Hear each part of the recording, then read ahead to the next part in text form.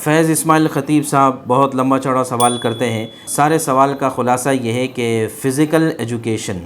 یعنی جسمانی تعلیم اس وقت اسکولوں میں کالجوں میں سرکار کی طرف سے لازم ہو چکی ہے، تو اس سلسلے میں ہمیں کیا کرنا چاہیے؟ اور خاص طور سے ان کا سوال ہے لڑکیوں کے تعلق سے کہ لڑکیوں کو اس فزیکل ایجوکیشن میں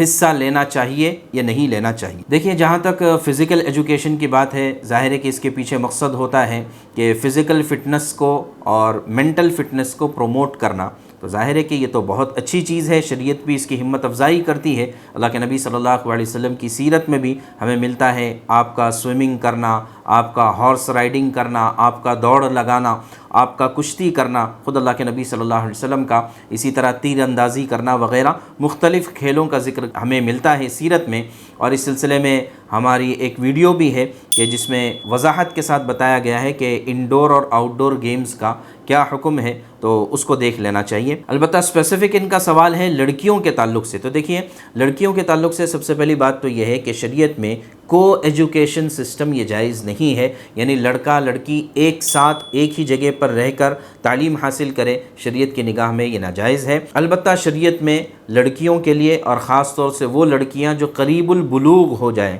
چھوٹی بچیوں کا تو یہ حکم نہیں ہے، لیکن قریب البلوغ ہو جائے تو ان پر پردہ کرنا ضروری ہو جاتا ہے، یعنی اپنے ہم عصر ہم عمر یا اپنے سے بڑے عمر کے لوگوں سے وہ پردہ کریں۔ اور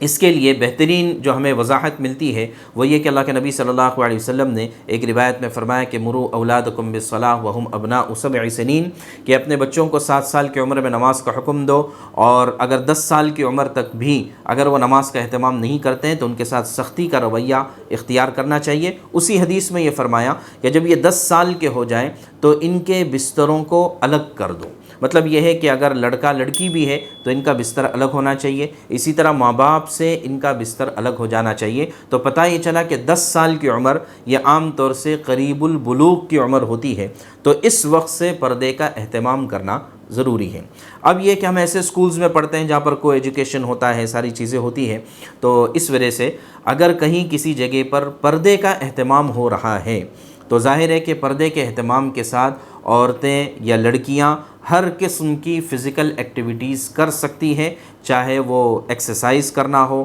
چاہے وہ جم جانا ہو، یا اسی طریقے سے کھیل ہو کہ جن کھیلوں میں جو ہے سطر کھولنے کی نوبت نہیں آتی ہے اور پردے کا اہتمام ہوتا ہے، تو شریعت لڑکیوں کے لیے عورتوں کے لیے ایسے تمام کھیلوں کی اجازت دیتی ہے۔ اب ہمیں چاہیے کہ اس طرح کا ماحول ہم بنائیں۔ بہت سارے ہمارے مسلم مینجمنٹ کے سکولز ہوتے ہیں، وہ لوگ تو اس چیز کا ضرور اہتمام کر سکتے ہیں کہ آپ کے یہاں پر لڑکیاں الگ کھیلوں کا انتظام ہو اور اسی طرح لڑکوں کے لیے الگ ٹائم میں یا الگ وقت میں ان کے لیے کھیلوں کا انتظام ہو، بے پردگی نہ ہو، سطر نہ کھولا جائے، اور اسی طرح اس میں اور کوئی غیر شرعی چیزیں نہ ہو، تو یقیناً لڑکیاں بھی فزیکل فٹنس کا اور فزیکل ایجوکیشن کا ضرور اہتمام کر سکتی ہیں اور اس میں حصہ بھی لے سکتی ہیں۔ اس میں اس بات کا ضرور خیال رکھنا چاہیے کہ کہیں پر بھی بے پردگی اور بے حیائی نہ ہو۔ عام طور سے علماء کرام اس چیز کو جو منع کرتے ہیں وہ اسی وجہ سے، اور ہم نے بھی جو بات کہی ہے بس اس کو ایک پازیٹیو وے میں کہی ہے کہ اگر آپ پردے کا